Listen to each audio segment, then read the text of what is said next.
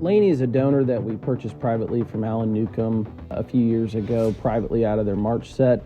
She's a unicorn zoo creature, Helga. Anyone that follows that program knows that those are pretty good bloodlines, and honestly, she's the type of ewe that you can just hope that you can own during the game that we play in Clubland production. She's probably the most incredible baby that I've seen as a lamb, which is why we bought her, and we were fortunate enough to buy her.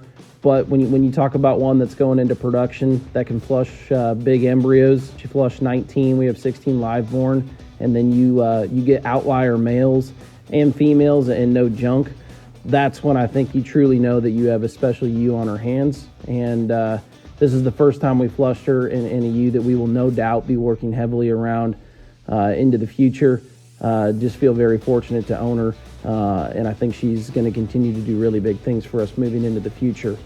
We are keeping 2 bucks out of this flush, who I think are extremely good, but the males that we're deciding to cut, I think are also extremely good. To talk through these sheep real quick, the 160 sheep, the dark blue sheep out of pen 6, a little bit harder made and harder doing at the beginning, but this guy's been making big progress.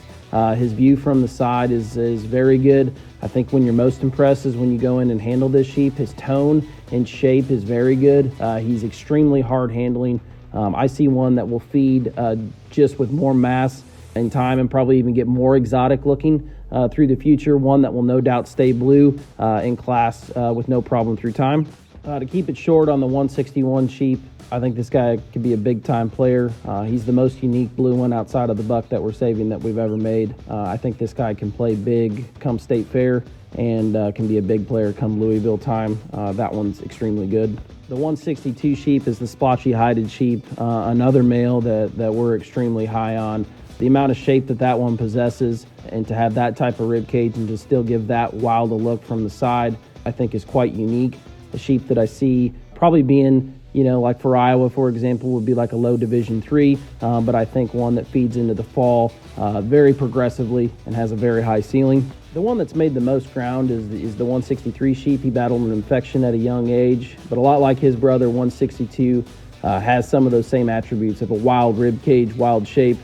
This guy's probably the underdog and the dark horse of this flush set, but one that you don't need to count out. I think this one feeds very good and gets nothing but better with time. Deepest flush this year that we have, no doubt, and I think some males that should certainly do some winning come this summer and fall.